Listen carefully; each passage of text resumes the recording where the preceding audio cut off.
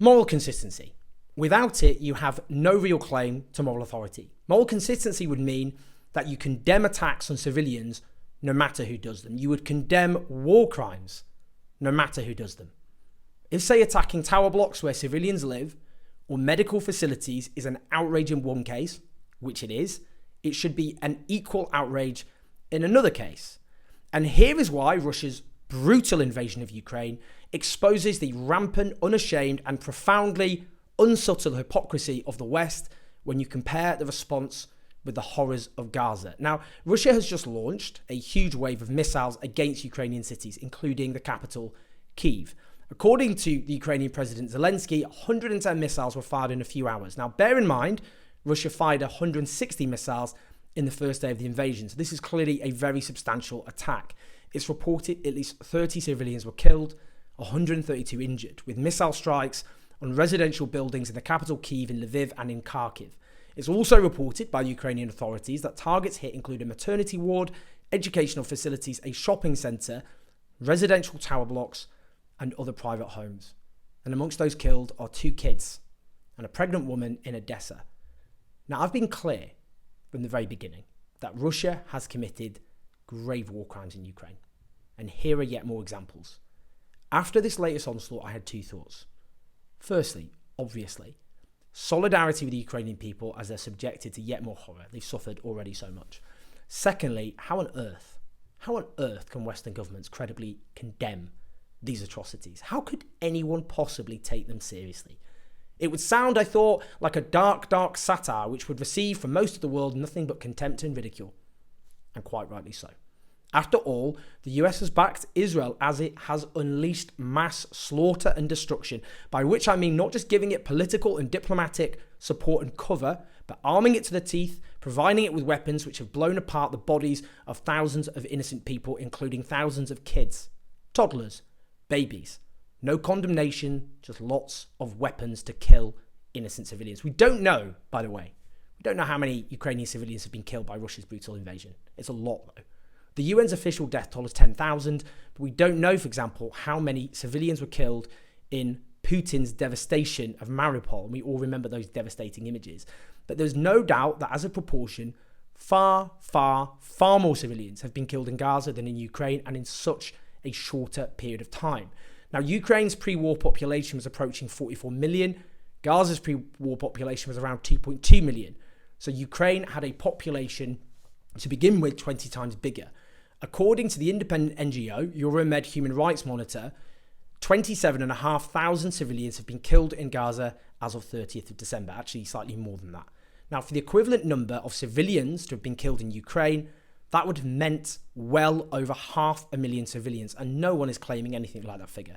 And Ukraine's war has been going on for 674 days, compared to 84 days of horror in Gaza. None of this is to belittle Putin's horrors, by the way. On their own terms, his crimes are bad enough. And in a just world, he would face a war crimes tribunal for what he has done. It just underlines the absolute obscenity of what the Israeli state has done and is doing to Gaza, including a level of devastation, incidentally, according to experts, worse than that which, for example, Mariupol was subjected to. Indeed, take those reports of 30 Ukrainians being killed by Russian weapons. Terrible enough on their own terms. They were enough to lead international headlines. But an average of 10 times that many Palestinians are being killed by Israeli weapons in Gaza every single day. Every single day. Now, I know statistics lack humanity. So let's all try to remember each is a human being who lived and loved, who had hopes, dreams, fears, insecurities, whose lives were violently snuffed out, sometimes immediately, sometimes not, sometimes in excruciating pain, and sometimes with all-consuming, unimaginable terror. Now, let's just read what Joe Biden had to say about that assault on Ukraine by Russia. He said, overnight, Russia launched its largest aerial assault on Ukraine since this war began. This massive bombardment used drones and missiles, including missiles with hypersonic capability, to strike cities and civilian infrastructure all across Ukraine. Strikes reportedly hit a maternity hospital, a shopping mall, and residential areas, killing innocent people and injuring dozens more. It is a stark reminder to the world that after nearly 2 years of this devastating war, Putin's objective remains unchanged. He seeks to obliterate Ukraine and subjugate its people. He must be stopped.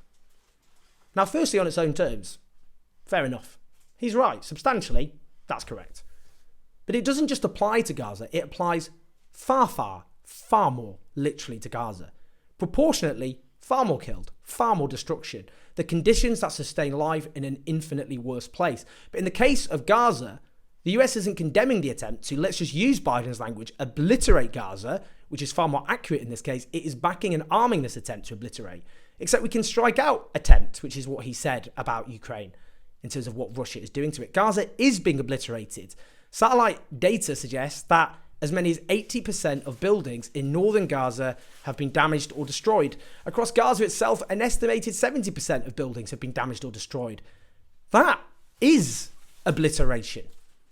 You could argue that Gaza has been obliterated and there is more horror to come. Now, bear in mind the US has admitted that the US has committed war crimes in the most mealy-mouthed way possible. That's an important caveat, because Joe Biden said off camera that Israel's bombing was indiscriminate. And then a White House spokesperson subsequently walked those comments back. So clearly this was a case of what we could describe as accidental honesty. But that qualifies as a confession, not a condemnation, given US complicity. Indiscriminate bombing is a war crime. It's prohibited by the Geneva Conventions, which governs the norms and laws of warfare. So what then of the fact that as the Israeli military commits war crimes, as confessed by the US administration, the same administration bypasses Congress to send Israel more weapons without democratic accountability and oversight? And what are these weapons? As the US journalist Ryan Grimm notes, this is battlefield artillery because it's not expected to be precise, has a huge blast radius and often lands outside where it was aimed. Israel has now packed 2+ million people into very tight quarters. The mere act of shipping them more, he adds, of these right now is a potential war crime. Just absorb that. Condemnations for Russia, rightly, for its war crimes, whilst Israel is armed to the teeth to commit its own. Now, it's not just the US, of course. As the UK mission, official mission to the United Nations, has tweeted, Russia's wave of air attacks last night were not aimed at the front lines, but at cities and civilians. Homes, shopping centres and metros were hit.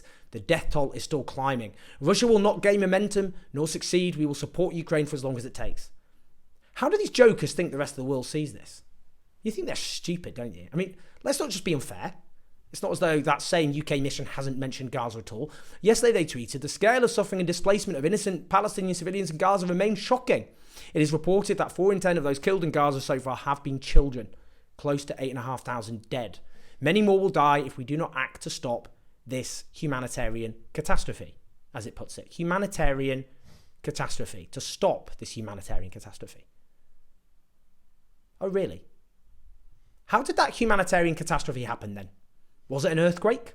A hurricane? Maybe it was a tsunami. I don't know. Maybe King Kong made a bad-tempered arrival on the eastern coast of the Mediterranean Sea.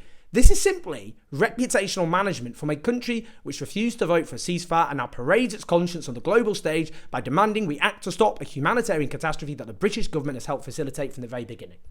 Now let's listen to the European Union, specifically to Josep Borrell Fontelles, the EU's Foreign Affairs Supremo, who condemns yet another cowardly and indiscriminate targeting of schools, a metro station and a hospital, adding their barbaric attacks. Correct, but where are the EU statements condemning Israel's attacks as barbaric, cowardly or indiscriminate, even as it destroys far more schools, hospitals and homes?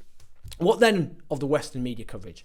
Consider this point from the US author and scholar Asal Rad. What she'd done is compare 2 New York Times stories, one about Ukraine, the other about Gaza. The first is Russia pounds Ukrainian cities in one of the largest air attacks of the war. She notes in this headline that the attacker is named Russia. She emphasises the word pounds is used. That projects a sense, of course, of brutality.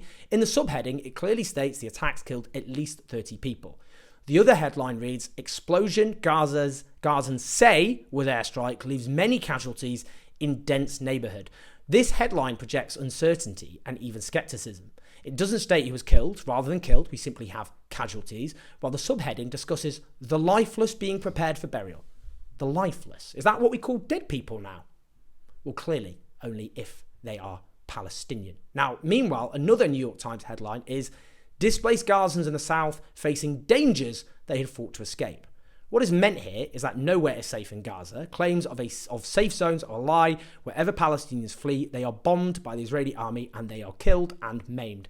Gaza faces the apocalypse, an apocalypse which Western politicians and media outlets directly facilitated. The crimes committed by the Israeli state are being loudly broadcast to the world. You could just pick them at random. Thursday, the UN aid chief notes an aid convoy was fired upon while travelling from northern Gaza to Rafah, a convoy that was clearly marked, he notes, and its movements coordinated with the parties. Gaza's population has been driven into an ever-shrinking corner of Gaza. And as must be noted and will be noted again and again and again and again, it won't be the violence which kills most Palestinians, but the collapsed healthcare system, the therefore untreated injuries, illnesses and conditions, as well as hunger, the lack of clean water. We could go on.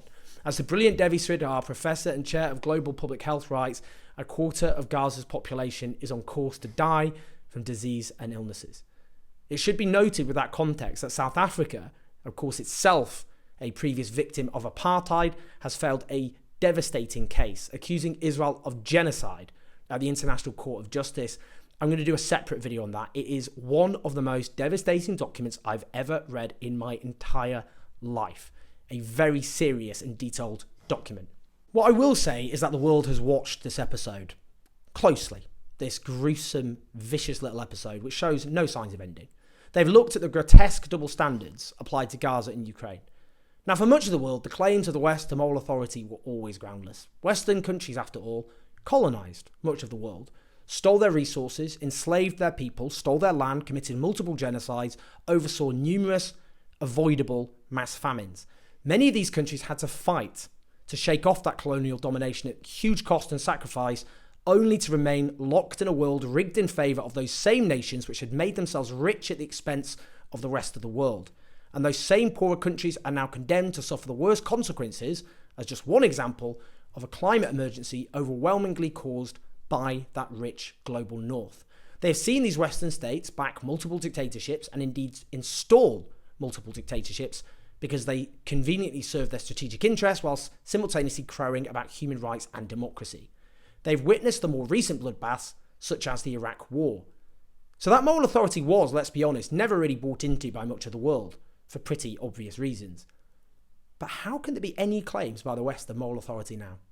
How can anyone possibly take the moral pronouncements of the West seriously ever again? Now, this is not actually something to crow about. If Western domination was declining in favour of something more benevolent, that would be cause for celebration.